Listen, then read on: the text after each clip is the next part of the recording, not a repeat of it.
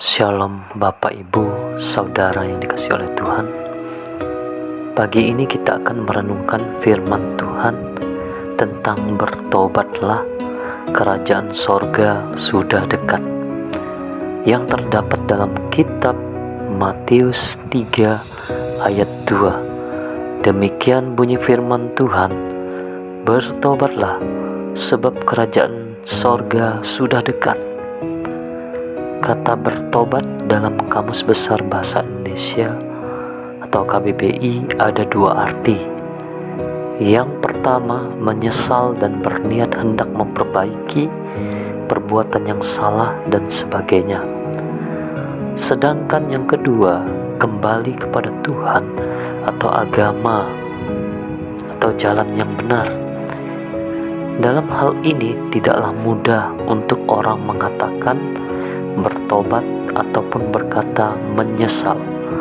Pastilah orang tersebut hanya bisa berkata di mulut saja, tetapi di dalam hatinya belum tentu terlaksana atau terjadi. Semua itu perlu proses, komitmen, dan kesiapan yang pasti. Demikian juga hal yang dirasakan oleh seorang Yohanes Pembaptis dalam mempersiapkan jalan untuk Tuhan, agar orang yang ada di padang gurun Yudea mau bertobat dan memberi diri untuk dibaptis. Seketika itu juga maka datanglah kepadanya penduduk dari Yerusalem, dari seluruh Yudea, dan dari seluruh daerah sekitar Yordan. Lalu sambil mengaku dosanya, mereka dibaptis oleh Yohanes di sungai Yordan. Matius 3 ayat 5-6. Ini merupakan pertama kalinya seruan yang dilakukan oleh Yohanes Pembaptis dalam melaksanakan misi Allah di dunia.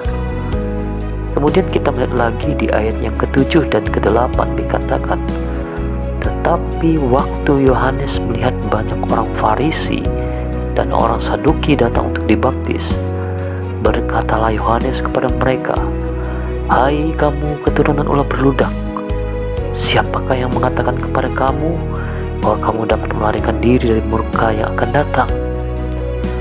Jadi hasilkanlah buah yang sesuai dengan pertobatan. Ini adalah perintah atau syarat yang harus dipenuhi bagi orang yang tidak sungguh-sungguh dalam menerima keputusan untuk bertobat dan dibaptis. Maka ada konsekuensi yang harus diterimanya. Selanjutnya dalam ayat 11, Yohanes mengatakan, aku membaptis kamu dengan air sebagai tanda pertobatan, tetapi ia yang datang kemudian daripadaku lebih berkuasa daripadaku, dan aku tidak layak melepaskan kasutnya. Ia akan membaptiskan kamu dengan Roh Kudus dan dengan api.